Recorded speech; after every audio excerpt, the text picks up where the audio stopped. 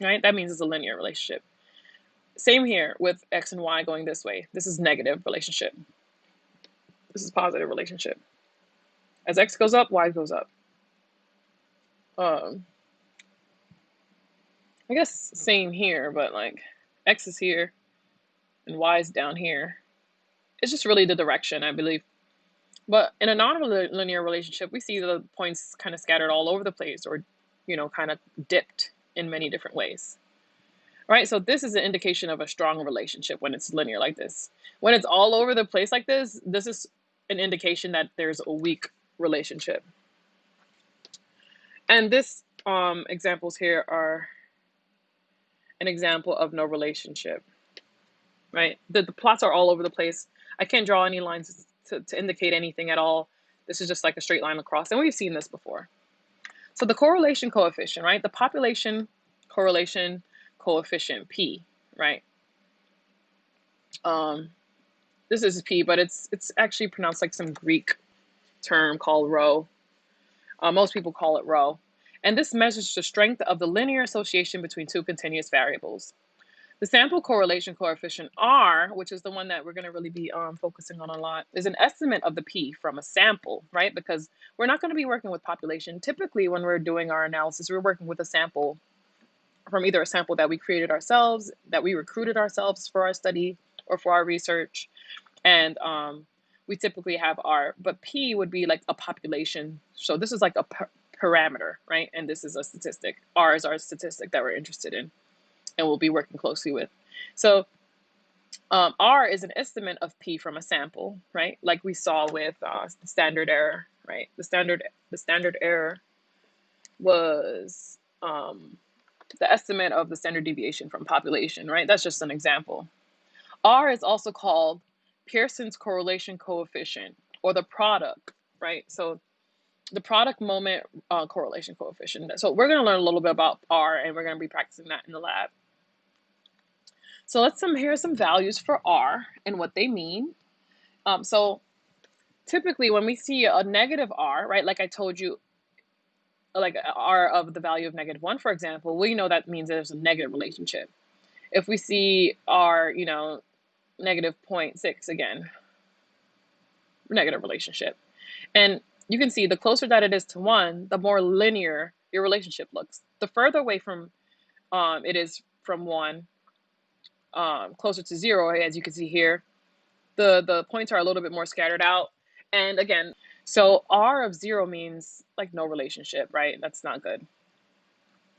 And then if you have a R of 0.3, okay, you have a somewhat positive relationship, but you can see the points are scattered everywhere, right? And you want to check, I believe, other information to make sure that we can make a conclusion.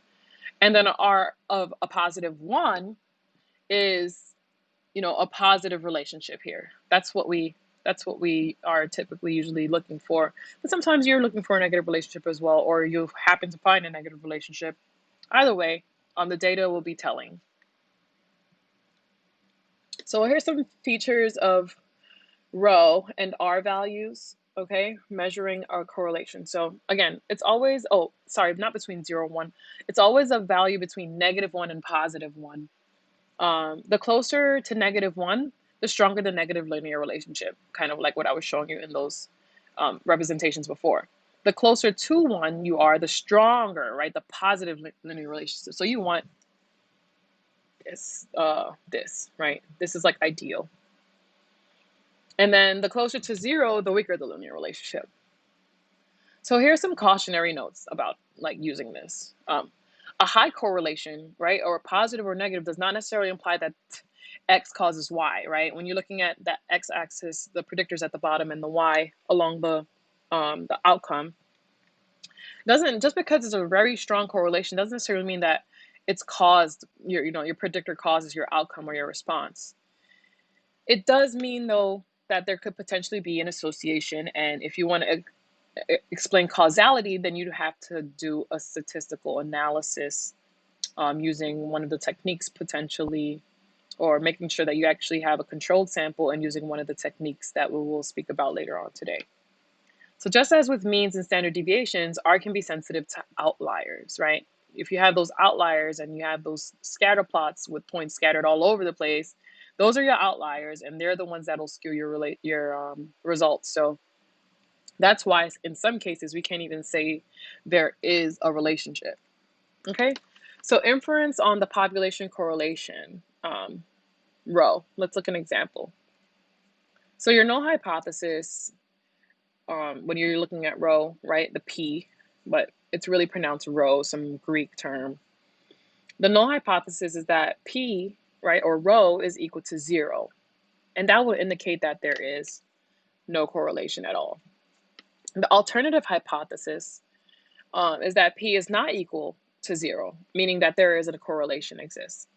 So introduction to regression analysis, right? So regression analysis is used to predict the value of a dependent variable, right, which is your outcome variable, based on the value of at least one independent variable, which would be like your predictor variable or your X variable. So we're going to say, for example, that, you know, your independent variable is X and your dependent variable will be Y, your outcome. So explain the impact. This is what regression analysis is used to do. It's used to explain the impact of changes in an independent variable on the dependent variable. And again, the dependent variable is going to be the one that's your outcome. You know, it's the one that's dependent on your independent variable. That's how I remember it. So the dependent variable is the variable that we wish to explain, as I was saying, the one that you're measuring, the one that's going to be your outcome, the variable basically that we are looking at to see how it behaves when we're doing our research, right? So for that, with that children example is to see whether the number of epileptic events decreased, right? Using that drug. The drug would be your independent variable. Right? So again, independent variable is a variable used to explain the dependent variable. Again, that's how I remember it. So for a simple linear regression model, right? And we're only going to go over this simple one. And we're only going to talk about the linear in this lab and in this course. But if you want more information, I'll give it to you at the end of this lesson. In simple linear regression, there is only one independent variable, X. Okay? And the relationship between X and Y, right, your predictor and your outcome variable or your response variable is described by a slope, an intercept, and random error. So we use uppercase X and Y for random variables, lowercase xi and yi for individual observations. This is just if you're looking at the formulas, but you don't really need to remember this. Okay, so we're going to look at the formula. We're just going to go over it together, but you won't be calculating any of the beta estimates by hand, any of these estimates, the beta by hand. Right, so Y again is your dependent variable, your outcome variable, and the population slope coefficient is notated by beta 1. The independent variable is X, right? So you get a slope. If you think about when you're plotting X and Y on a graph, you get a slope, right? That's how you usually measure that. And E is the random error term or residual, and this is just really pointing to like the residual unmeasured confounding.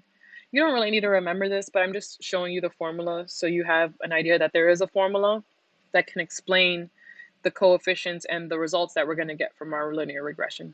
So alternatively, Y is equal to the alpha plus the beta times your independent variable plus the random error component, right? And let's say if you're looking at mu, right, unconditional of Y dependent on X, then alpha is equal to the beta times your independent variable, and you don't need to worry about the error term because you're doing a conditional probability analysis.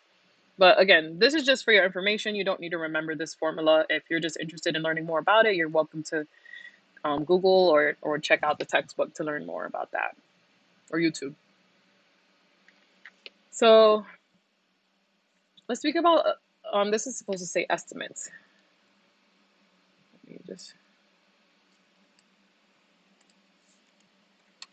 So here's the estimates in a regression model.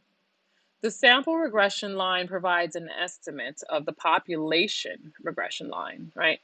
So again, we're going to learn more about regression models in lab, but this is what the formula looks like if you're predicting y. You have the beta, um, the intercept, and then beta 1. So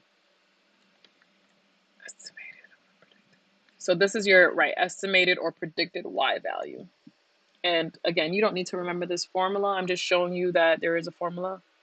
Um, the individual random error terms E have a mean of 0. Okay, this is when you are, I believe, simple regression line. Oh, this is actual of the line being plotted. This is what the formula looks like, the slope. Right, so here's the interpretation of the slope and the intercept. So beta 0 is the estimated average value of y when the value of x is 0. Okay, so let's say your independent value, the value for your independent variable, it it basically makes an assumption of this is the average value of your outcome when x is equal to 0. That's what beta 0 means. Beta 1 is the estimated change in the average value of y as a result of 1 unit change in x. So when you look at these results, you're going to be interpreting them in this way. You're going to be interpreting them as for every unit change in x, whatever our continuous variable is, let's say x is age or something like that. Age is a continuous variable. So we're going to say like, and let's say our outcome is blood pressure, for example, y. For every unit change in your age, right? So for every year older that you are, and let's say there's a positive relationship, for example, for every year older that you are, your blood pressure is going to be this amount higher. And it really depends on what that y value change is. Okay, so that's what beta 1 is. It's the estimated change in the average y value as a result of 1 unit change in x.